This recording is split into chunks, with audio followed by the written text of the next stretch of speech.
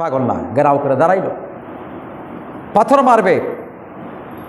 রসুলের পালিত পুত্র যায়েদ রাদিয়াল্লাহু তাআলা বলতেছেন, হে মক্কার কাফেরেরা, এ যুবকেরা, আমি আসি, যত পাথর যত আঘাত আমাকে করো, আমাকে মেরে ফেলো, কিন্তু আল্লাহর হাবিবের গায়ে আমি বেঁচে থাকতে একটা পাথরের আঘাত লাগতে দেব না। আমার ভাইয়েরা, আল্লাহর নবী রাহমাতাল লিল আলামিন যায়েদকে নিষেধ করলেন, যায়েদ, তায়েফের ছেলেরা আমাকে ঘেরাও করলো, পাথর মারবে, আঘাত করবে, তুমি বাধা দিও না, ওরা মারুক, আমাকে মারলে যদি তাদের শান্তি হয়, আমাকে মারার পরে যদি তারা ইসলাম গ্রহণ করে, যেই কাজের জন্য রব্বুল আলামিন আমাকে পৃথিবীর বুকে প্রেরণ করেছে, মারতে দাও। আমার ভাইয়েরা, সংক্ষিপ্ত করলাম, বলতে না বলতে বৃষ্টির মতো পাথর মারতে শুরু করল। যায়েদ যতটুক পর্যন্ত ক্ষমতা হয় তিনি প্রতিহত করলেন, আল্লাহর বন্ধুকে প্রতিহত করলেন, ডাকাইলেন, মারলেন, বসে থাকো, তারা আমাকে পাথর মারুক, আমার কোনো অসুবিধা নেই।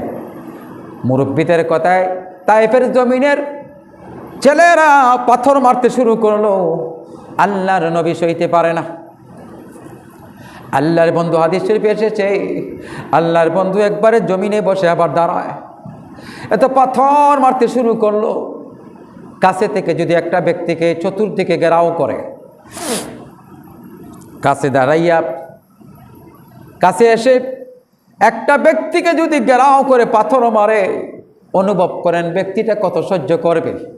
আল্লাহর বন্ধুকে পাথর মারতে মারতে এমনভাবে মারলো, আল্লাহর বন্ধু জমিনে বেহুশ হয়ে পড়ে গেলেন। নবীজি নড়াচড়া করেন না, কান্নার রুল পড়ে গেল, নড়াচড়া নাই।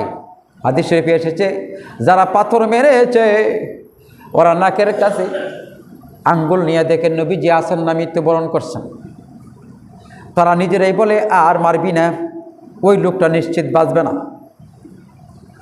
আমার বাইরে এমন মারলো, জিবরাইল আল্লাহর কাছে ডেকে ডেকে কয়, আল্লাহ গো, যার খাতিরে তামাম জাহান তুমি বানাইলা, তোমার বন্ধুর গায়ে পাথর মারে তুমি কেমনে সহ্য করো? আল্লাহ জিবরাইলকে বলে, জিবরাইল রে, আমার মন চায় দুনিয়াটা আমি ধ্বংস করে দিই, কেন ধ্বংস করি না?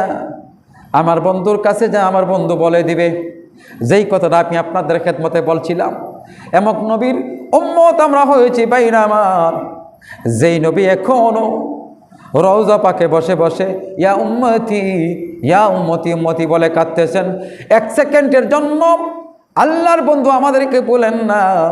আজকে আয়াতে কারিমার আলোকে বলতে চাচ্ছি, আল্লাহ পাক বলতেছেন, হে মানুষ, প্রস্তুত থাকো, অতি শীঘ্রই তোমাদের কাছ থেকে আমি আল্লাহ হিসাব নিব। শুধু রওজা মোবারকে নয়, হাসরের মাঠ যেদিন কায়েম হবে, আল্লাহর বন্ধু বিচারের কাজ আল্লাহ শুরু করবেন।